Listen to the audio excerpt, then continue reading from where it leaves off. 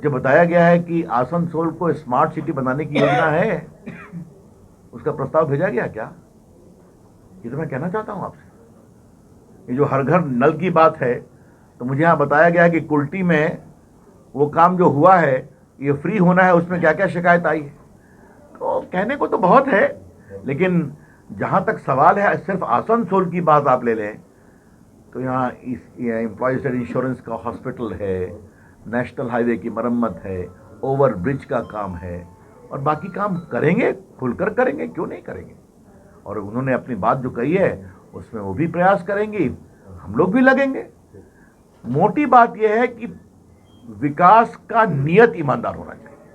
Asansol Lok Sabha seat BJP के लिए प्रतिष्ठा की सीट है। ये सीट पूर्व केंद्रीय मंत्री एवं आसनसोल से 2 बार सांसद रहे बाबुल सुप्रियो के बीजेपी छोड़ टीएमसी में जाने के बाद लोकसभा की सदस्यता से इस्तीफा देने के कारण खाली हुई है। बीजेपी इसे किसी भी कीमत पर खोना नहीं चाहती है, इसलिए 12 अप्रैल को होने जा रहे उपचुनाव के पहले पार्टी ने यहाँ पूरी ताकत झोंक दी है। आसनसोल में बिहारी मतदाताओं की संख्या को देखते हुए टीएमसी ने यहाँ बिहारी बाबू शत्रुघ्न सिन्हा को मैदान में उतारा है, तो बीजेपी ने अग्निमित्रा पॉल को। लेकिन शत्रुघ्न सिन्हा के खिलाफ चुनाव प्रचार के लिए बीजेपी ने शत्रुघ्न सिन्हा को बिहार के पटना साहिब में हराने वाले पूर्व मंत्री रविशंकर प्रसाद को उतार दिया है। आसनसोल में गैर बंगाली वोटरों की बड़ी संख्या है, जिनमें बिहारी भी बड़ी तादाद में है। इस वोट बैंक पर प्रभाव बनाने के लिए बीजेपी बिहार के नेताओं पर भरोसा कर रही है। रविशंकर प्रसाद के साथ बिहार से बीजेपी के एक और कद्दावर नेता तथा पटना साहिब के पास के पाटलिपुत्र लोकसभा क्षेत्र के सांसद रामकृपाल यादव को भी चुनाव प्रचार की जिम्मेदारी दी गई। इस बीच रामकृपाल यादव ने शत्रुघ्न सिन्हा को निशाने पर लेते हुए कहा कि उन्हें आसनसोल के लोगों को पटना साहिब में बतौर सांसद 10 साल में किए गए अपने कामों के बारे में बताना चाहिए। आसनसोल के लोगों को ऐसा सांसद चुनना चाहिए जो जरूरत के समय में उनके बीच उपलब्ध रहे।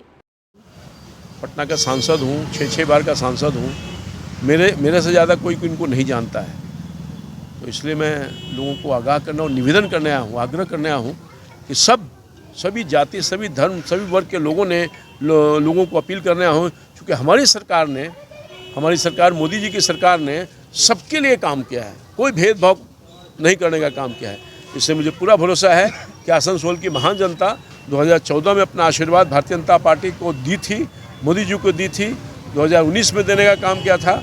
और यहाँ के जो बाबुल सुप्रियो थे, जो मौकाप्रस्त हैं, मंत्री का पद सुशोभित करते रहे, सरकार का मजा मारते रहे, और जब किसी कारणवश से उनको पद नहीं मिला तो वो लात मार के चले गए। जिस थाली में लोग खाता है उसको छेद करने का काम किया वही बाबुल सुप्रियो थे। इसलिए मैं, और ये तो अब जग जाहिर है, उन्होंने खुद से कहा है कि हमको मंत्री पद नहीं मिला इसीलिए मैंने पार्टी छोड़ा। कोई नीति सिद्धांत से मतलब नहीं है, कोई नीति सिद्धांत से मतलब नहीं है। जिस टीएमसी को सुबह से लेकर शाम तक गाली देते थे, आज उनकी प्रशंसा में लगे हुए हैं। तो ये मौकाप्रस्त लोग हैं, ऐसे लोग। बिहार से बिहारी बाबू को लड़ने के लिए दिए गया तिरंगे के। हाँ, ये पटना में पहले लड़े थे। जब पटना में लड़े, चुनाव जीत के गए, तो पूरे 5 साल तक किसी ने इनका दर्शन भी नहीं किया। शत्रुघ्न बाबू को अगर मैं झूठ बोल रहा हूँ तो पता कर सकते हैं आप, मैं वही इनका वोटर भी हूँ। वैसे मेरे व्यक्तिगत संबंध ठीक हैं, मगर मैं समझ सकता हूँ कि जनता के लिए हित में नहीं होगा। और ये रिजेक्टेड हैं, वहाँ से एक्सपायरी हैं ये, तो एक्सपायरी रिजेक्टेड लोगों को कोई अपनाएगा? पटना के लोगों ने रिजेक्ट कर दिया और ये एक्सपायर कर गए हैं, थक गए हैं, इनको आराम करना चाहिए। इनसे मिलने के लिए नहीं तो फिर खोजना पड़ेगा। अगर दुर्भाग्यवश, हमको पूरा भरोसा है, जो मैं देख रहा हूँ यहाँ का जो तापमान है, चुनावी तापमान, वो मैं देख रहा हूँ कि निश्चित तौर पर पूरे तौर पर सब लोगों ने मन बना के रखा है। पहले भी भारतीय जनता पार्टी के उम्मीदवार को लोगों ने ही 2 बार से जिताया है और मोदी जी के हाथ को मजबूत किया है। मैं समझता हूँ कि निश्चित तौर पर इस बार भी मोदी जी के हाथ को मजबूत करने के लिए जनता के बीच का जो प्रतिनिधि है वो जाए, ऐसा लोगों ने मन बनाया है। और सब लोग कमल छाप पर बटन दबाएंगे, ऐसा मुझे पूरा भरोसा है। क्योंकि शत्रुघ्न सिन्हा पॉलिटिकली रिजेक्टेड हैं और अब एक्सपायरी, जिसको एक्सपायरी दवा कहता है ना, उससे कोई असर भी नहीं होता है। वहीं कई बार केंद्रीय मंत्री रहे रविशंकर प्रसाद ने बिहारी बाबू द्वारा उनके ऊपर किए गए टिप्पणी का जवाब देने के अलावा दल बदलने को लेकर कहा कि इंसान से बड़ा पार्टी होता है, पद रहे ना रहे, पार्टी के प्रति निष्ठावान होना चाहिए। जो नए पार्टी में आते हैं वो चले जाते हैं, जो पार्टी के साथ हमेशा जुड़े तो रहते हैं। कौन मंत्री रहेगा नहीं रहेगा यह अधिकार प्रधानमंत्री का है, उसका सम्मान होना चाहिए। मैं 7 साल मंत्री था, कोई दिक्कत, देश के विकास का काम किया। अगर नए को अवसर दे तो वो भी ठीक है, इसका ये तो मतलब नहीं है ना। पार्टी में संकल्प और समर्पण के साथ रहना चाहिए। इसीलिए मैं फिर कहूंगा, जो मैंने आरंभ में कहा था कि यहाँ चुनाव बड़ी विचित्र परिस्थिति में हो रहा है। जो यहाँ एमपी थे वो मंत्री नहीं रहे तो चले गए दूसरी पार्टी में, और जो पटना साहब में बीजेपी के 22 साल एमपी थे वो हार करके यहाँ चले आए हैं। तो ये बात मैंने जनता को एक आईना दिखाया है। वहीं पत्रकारों द्वारा पेट्रोल की बढ़ते कीमत पर क्या कहा, आप स्वयं सुने। के बारे में एक बात मैं आप लोगों को बताना चाहता हूँ, और अच्छा है ये सवाल उठाए। अभी भारत में क्रूड पैदा नहीं होता, क्रूड ऑयल। तो मैं इसको थोड़ा विस्तार से आपको बताना चाहता हूँ। तो हमें बाहर से इंपोर्ट करना पड़ता है और हम उसको प्रोसेस करते हैं।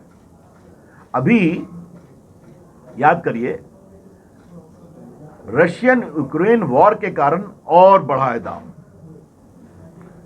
अमेरिका, कनाडा, फ्रांस, इंग्लैंड और यूरोप के अधिकांश देश में पेट्रोलियम प्रोडक्ट का दाम बढ़ा है 50% से अधिक।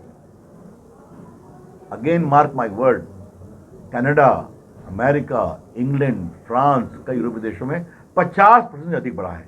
भारत में कितना बढ़ा है? 5% बढ़ा है, मैं स्वीकारूंगा। लेकिन इसको कभी नहीं भूलिए कि पहले 3 साल में हम लोगों ने जब मार्केट कंडीशन ठीक थी तो लगभग 12 बार पेट्रोलियम प्रोडक्ट कम भी हुआ है। सिचुएशन बेटर होगी, कम होगा, लेकिन हम कभी जनता के सामने सच्चाई को छुपाते नहीं है, ये मैं आपसे कहना। लेकिन अब आप इसका पॉजिटिव देखिए कि तमाम दिक्कतों के बावजूद भारत का मैन्युफैक्चरिंग बढ़ रहा है, भारत की अर्थव्यवस्था बढ़ रही है। हमने देश के 80 करोड़ लोगों को कोरोना काल में अभी तक 3 लाख करोड़ का खाना खिलाया है, ये भी देख रहे हैं आप। और याद करिए, ये सब कुछ हमने मैनेज किया है, लेकिन जनता पर एक भी नया टैक्स नहीं लगाया है। टाइमिंग को लेकर एक सवाल बोलते हैं कि इलेक्शन के पहले ये इम्पोज नहीं किया जाता है, ठीक इलेक्शन के बाद ही इम्पोज किया जाता है। भाई, हिंदुस्तान में तो हमेशा इलेक्शन होते रहते हैं। हमने, मोदी जी ने क्या कहा था, 1 नेशन 1 इलेक्शन। अभी आप देखिए 4 जगह हुआ। अब कुछ दिन बाद कहाँ है? गुजरात में है, उसके बाद कहाँ है? कर्नाटका में है, उसके बाद कहाँ है? तो राजस्थान में है, तो मध्य प्रदेश में है, तो छत्तीसगढ़ में है, और उसके बाद कहाँ है? 24 में लोकसभा का चुनाव है। तो ये तो कहीं म्युनिसिपल का चुनाव होता रहता है। तो चुनाव तो होते ही रहते हैं, लेकिन कई बार हाँ, काश भारत में तेल खूब पैदा होता।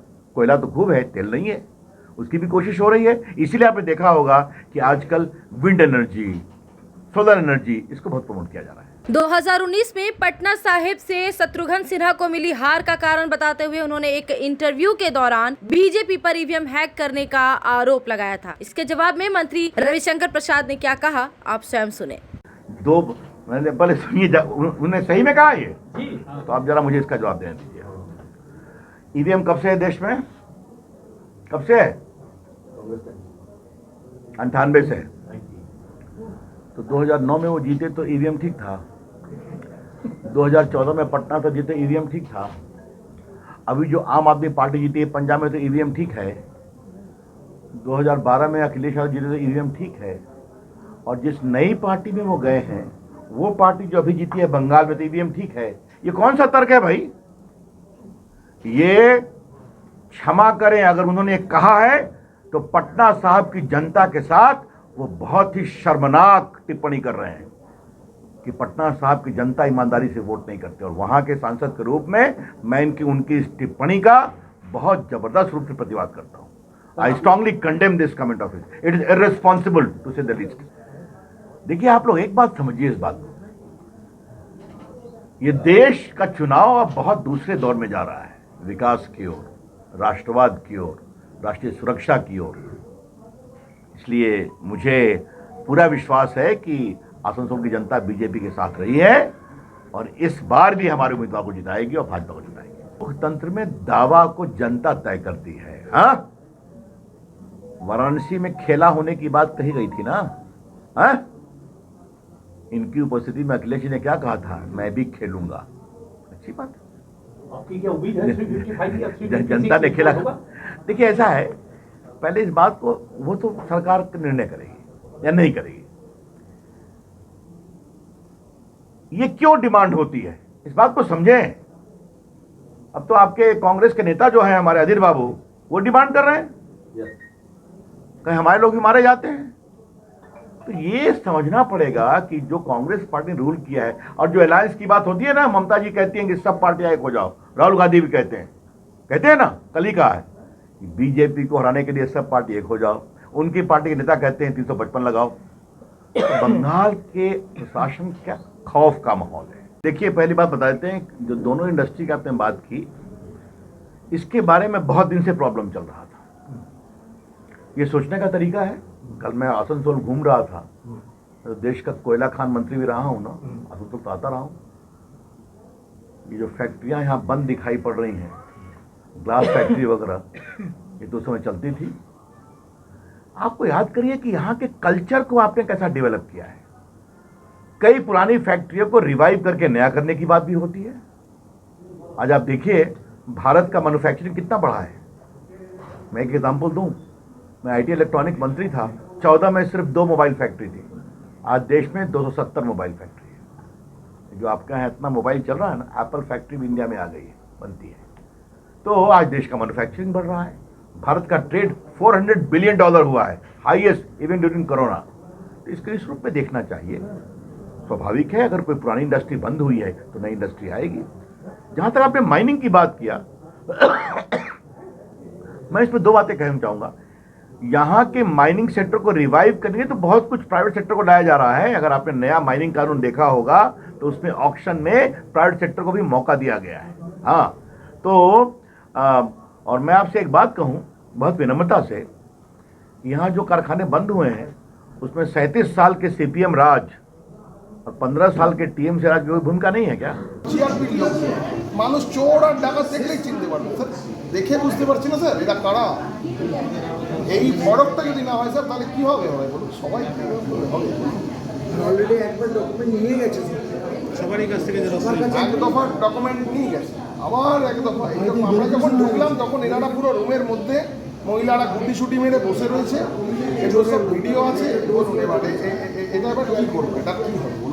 रेलवे स्टेशन के करीब यात्री निवास में आधी रात को मच रहा था शोर। युवाओं के डरे हुए चेहरे और उनके सामने खड़ी है पुलिस। इन युवाओं के चेहरे देखकर ये साफ झलक रहा था कि उनके सामने खड़े पुलिस उनकी सुरक्षा के लिए नहीं बल्कि किसी और कारण से खड़ी है। अफसोस की बात है कि ये सारा माजरा आसनसोल दक्षिण थाना पुलिस अधिकारियों के कारण शुक्रवार की आधी रात को देखने को मिला। दरअसल अग्निमित्रा पॉल के चुनाव प्रचार के लिए टॉलीवुड की प्रसिद्ध नाट्य कलाकार पापिया अधिकारी की टीम आसनसोल के विभिन्न स्थानों पर नुक्कड़ नाटक कर रहे थे। ये कार्यक्रम खत्म होने के बाद पापिया अधिकारी की टीम के कलाकार वापस जाने के लिए ट्रेन के रिजर्वेशन का इंतजार कर रहे थे और इसके लिए उन्होंने यात्री निवास में आश्रय लिया था। अब इसके बाद यहाँ कैसा हंगामा हुआ, पुलिस ने कलाकारों के साथ कैसा व्यवहार किया, किस तरह की भाषा का इस्तेमाल किया, ये आप उन कलाकारों से सुने कि किस तरह से उनके और उनकी कला का पुलिस ने अपमान किया।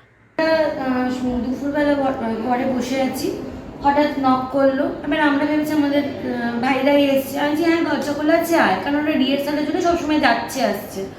তো তারপরে দেখলাম দরজা খুলে একজন লেডি পুলিশ ঢুকলেন, ঢুকে বললেন, দেখলো আমাদের, দেখে পেছন করে বললো পুলিশদের যে 3টে মেয়ে আছে, বড় সাথে দরজাটা খুলে দিল। 3জন ঢুকে পড়লো ঘরের ছেলে, ঢুকে আমাদের চোখে চোখে বলছে, দিল বলছে আপনারা বাইরে আসুন। এবার আমরা বাইরে গেছি। বাইরে যাওয়ার আমাদের বলছে আপনারা কবে থেকে এসছেন, কেন এসছেন, কী জন্য এসছেন, কী নাম, কোথা থেকে এসছেন, কী কারণে এসছেন, এখানে 24 ঘন্টার বেশি থাকা যায় না, এখানে আমরা যেহেতু কলকাতায় থাকি, আমরা বলছি আমাদের রিজার্ভেশন পাইনি, সেই জন্য আমাদের একদিন লেট হবে যেতে। বলছে এখান থেকে এইটুকুনি রাস্তা রিজার্ভেশনের কী আছে, এক্ষুনি চলে যান এখান থেকে, এই ধরনের কথাবার্তা বলেছে। এবং আমি যখন আমাদের যে ম্যানেজার ছিল সঞ্জয় দা, আমরা কিছু জানি না, আমাদের সঞ্জয় দা নিয়ে এসছে, আপনি সঞ্জয়দার সাথে কথা বলুন। তো বলছে কি সঞ্জয় আছে, আমি তো ঠিক আছে আমি ডেকে দিচ্ছি। আমি যখন সঞ্জয়দার রুমে যাই দেখি ওনার রুমে অলরেডি পুলিশ। তো আমি দেখে যখন ব্যাক করে আসছি, 4জন পুলিশ আমায় ঘিরে ধরে, ঘিরে ধরে বলে যে তোমার নাম কি, আমি আমার নাম বলি, কোথায় থাকো সেটা বলি, কী করালো, আমি অভিনয় করি, নাটক করি, গান করি। তখন বলছে কী করতে এসছো, এখানে আনলাম, দেখুন কোথায় এসছো, কী করতে জিজ্ঞাসা করতে। আমি বলছি সঞ্জয় দা আছে, আপনি ওনার সাথে কথা বলুন, উনি আমাদের ম্যানেজার। তখন উনি বললেন তোমাকে দেখে তো ভদ্রঘরের মেয়ে মনে হচ্ছে, তোমার নিশ্চয়ই বাবা মা আছে, তার মানে আমাকে কি মিন করতে চাইছেন? নিশ্চয়ই আমাকে দেখে সেই লেভেলের মেয়ে মনে হয় না, খারাপ বিহেভিয়ার করছে, খুব খারাপ বিহেভিয়ার, এবং এমন ধমকে ধমকে কথাগুলো বলছে। মানে আমরা শুয়ে আছি, আমরা আমাদের বেডরুমে গিয়ে হঠাৎ মধ্যে বেডরুমে ঢুকে যাচ্ছে, ঢুকে যাওয়ার পরে আমাদের সাথে এমন খারাপ বিহেভিয়ার করছে, মানে বলার মতো না, এমন স্ল্যাং ল্যাঙ্গুয়েজ ইউজ করছে যেটা আমরা ভদ্র বলে তো বলতে পারছি, আমরা বলতে পারছি না ক্যামেরার সামনে, এমন খারাপ বিহেভিয়ার করছে, ল্যাঙ্গুয়েজ প্লাস সাইন দুটোই ইউজ করা হয়েছে। তারপরে আমাদের এমন মানে আমরা মনে হচ্ছে ক্রিমিনালরা এসে এখানে বাস করছি, মানে থাকছি, এরকম বিহেভিয়ার করছে। আমরা দেখুন আমাদের বাবা মারা গরিব, অনেক পয়সা নেই যে আমরা পয়সা দিয়ে চাকরি পাবো, তো সুতরাং আমরা যেটুকুনি কাজ করতে পারি আমাদের ট্যালেন্টে আমরা পয়সা রোজগার করার চেষ্টা করি, সেটা নিশ্চয়ই খারাপ পথে নয়। একটা নাটক করা, একটা অভিনয় করা, একটা গান করা নিশ্চয়ই খারাপ জিনিস নয়। ये खबर जब अग्निमित्रा पॉल को मिली तो अग्निमित्रा पॉल, कृष्णेंदु मुखर्जी, शंकर चौधरी, बापा चैटर्जी तथा अन्य भारतीय जनता पार्टी के नेताओं एवं कार्यकर्ताओं के साथ यात्री निवास पहुंचती है और वहां पहुंचने के बाद जब वे पुलिस से इस मामले में बात करते हैं तो पहले तो पुलिस उन्हें टालने की कोशिश करती है, वहां मौजूद मीडिया कर्मियों को वीडियो बनाने से रोकती है और अग्निमित्रा पॉल के पहुंचने के बाद इस यात्री निवास में क्या कुछ हुआ आप स्वयं देखें।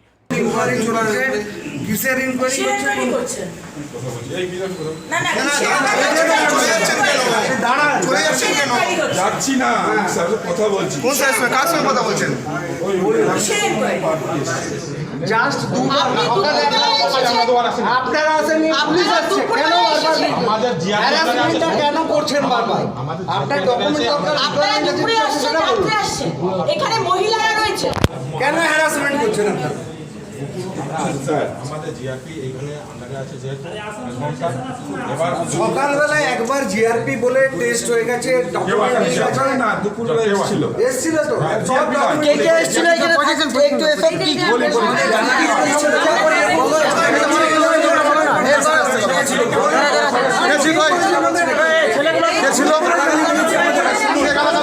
আমাদের গালাগালি দিয়েছিল, শিল্পীর সাথে এরকম ধরনের ব্যবহার করতে পারে না এরা। আমরা ওখানে শুয়ে আছি, মেয়েদের রুমে ঢুকে যাচ্ছে, কিছু না বলে মেয়েদের রুমে ঢুকে যাচ্ছে।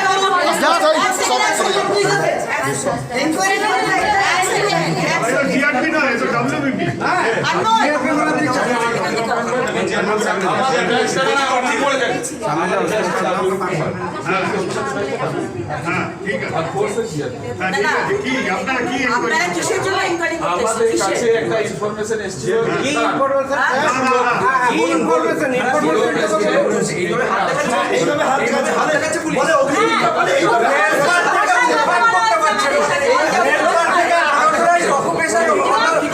করতে পারছেন, আর আপনি এখানে আটজনকে খুঁজতে আসছেন।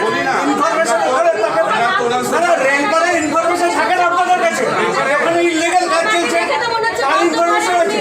এবং আমাকে তোমাকে একটা বলছে ভদ্র করে মেয়ে, তোমার বাবা মা নেই, আমাকে বলছে কোথায় এসছো, আমি যে আমাদের তো সঞ্জয় দিয়ে এসেছি, আমরা সব কিছু বলতে পারবো না।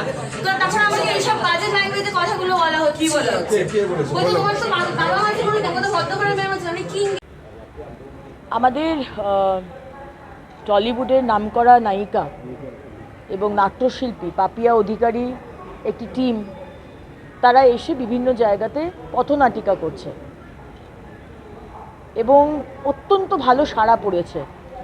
এটাই হচ্ছে মেন কারণ আজকে এই হ্যারাসমেন্টের, কারণ তারা খুব সহজে মানুষের কাছে পৌঁছে গেছে এই লাস্ট 5-6 দিনে। আজকে দুপুরবেলায় তারা যেখানে রয়েছে, এখানে দুপুরবেলাতে আসানসোল সাউথ ওসি, যাকে ইলেকশন কমিশন আজকেই ট্রান্সফার করেছে, ট্রান্সফার করার আগে সে একদল পুলিশ পাঠিয়েছে এখানে। এই ছেলে মেয়েগুলির কাছে এসে পুলিশরা অকথ্য ভাষায় কথা বলেছে, আমার সম্বন্ধেও অকথ্য ভাষায় কথা বলেছে, বলেছে তোর অগ্নিমিত্রা কী করবে দেখে নি, সেগুলো ভিডিও করেছে ছেলে মেয়েগুলো। তারপরে তো এনকোয়ারি করে অনেক কিছু নোট ফোট করে, তাদের মধ্যে একজন বয়স্ক ভদ্রলোক রয়েছে যে তুফানগঞ্জে থাকে, তার বাড়িতে পুলিশ পৌঁছে গেছে। আজকে তৃণমূলের গুন্ডারা খুন করে দিচ্ছে, মানুষকে জ্বালিয়ে দিচ্ছে, তাদের বাড়িতে এনকোয়ারি হয় না, কিন্তু কিছু বাচ্চা ছেলেমেয়েরা যারা পথনাটিকা করছে তাদের বাড়িতে কিন্তু হাফ অ্যান আওয়ারের মধ্যে পুলিশ পৌঁছে গেছে। পুলিশের কি কি দক্ষ পুলিশ আমাদের। ये घटना दो विषयों पर चिंतित करती है। पहली कि क्या कला और कला से जुड़े कलाकार सम्मान के अधिकारी नहीं। पश्चिम बंगाल ये वो राज्य है जो पूरे विश्व में अपनी कला और संस्कृति के कारण विख्यात है और इसी राज्य में कलाकारों के साथ ऐसा व्यवहार। दूसरा चिंता का विषय यह है कि जिस पुलिस को देखकर सुरक्षा का अनुभव होना चाहिए, उसी पुलिस को देखकर आज लोग भयभीत हो रहे हैं। इन दिनों देश के विभिन्न राज्यों से आ रही पुलिस की भूमिका को लेकर जनता की सुरक्षा पर सवालिया निशान लगा हुआ है। आगे की न्यूज को देखने के लिए बने रहे बंग आवाज के साथ। यार एक बात पूछूं? हाँ बोलो, इसमें पूछने वाली क्या बात है? तुम्हारे घर के फर्नीचर बहुत आकर्षक लगता है बहुत महंगा है। अरे नहीं, उतने महंगे नहीं, रीजनेबल रेट पर ही लिए हैं। अच्छा, आओ मैं तुम्हें अपना दीवान सेट दिखाती हूँ। डिजाइन तो बहुत एट्रैक्टिव है, लगता है क्वालिटी में दम नहीं होगा। कौन कहता है? ये फर्नीचर वर्ल्ड क्लास है, प्योर सागवान के, क्वालिटीदार और टिकाऊ भी। क्या सच में? हाँ, तुम्हें भी फर्नीचर लेना हो तो फर्नीचर वर्ल्ड एक बार जरूर जाना। वहाँ फर्नीचर के एक से बढ़कर एक कलेक्शन, वो भी तुम्हारे बजट में। साथ ही वहाँ फाइनेंस फैसिलिटी भी उपलब्ध है। सच में? तब आज ही अपना हबी को कहूँगी फर्नीचर वर्ल्ड चढ़े। फर्नीचर वर्ल्ड, फर्नीचर लवर्स की पहली पसंद, जीटी रोड, शनि मंदिर के सामने, नूरुद्दीन रोड, आसनसोल। अगर आप एक जैसा खाना खाकर बोर हो चुके हो और आपको वैरायटी ऑफ फूड चाहिए तो फिर आज ही आएं दी पेपरी। यहाँ आपको इंडियन, चाइनीज में हर तरह के डिशेस का टेस्ट मिलेगा। If you are a foodie and want to spend some time with your friends and family, then welcome to the Pepri. You can also order from Zomato and Swiggy at home. The Pepri, ground floor of Central Mall, opposite Big Bazaar, Asansol.